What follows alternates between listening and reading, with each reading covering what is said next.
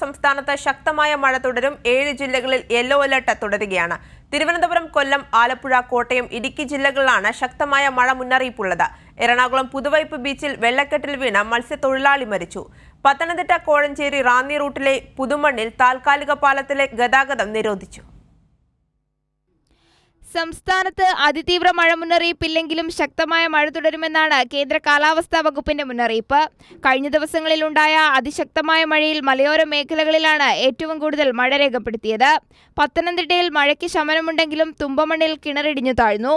കോഴഞ്ചേരി റാന്നി റൂട്ടിലെ പുതുമണ്ണിൽ താൽക്കാലിക പാലത്തിലെ ഗതാഗതം നിരോധിച്ചു. പെരുന്തോട്ടിലെ വെള്ളം പാലം കവിഞ്ഞൊഴുകാൻ തുടങ്ങിയതോടെയാണ് ഗതാഗതം നിരോധിച്ചത്. എറണാകുളം പുതുവൈപ്പ് ബീച്ചിന് സമീപത്തെ വെള്ളക്കെട്ടിൽ വീണ് മത്സ്യത്തൊഴിലാളി മരിച്ചു. കൊടിക്കൽ സ്വദേശി ദിലീപാണ് മരിച്ചത്.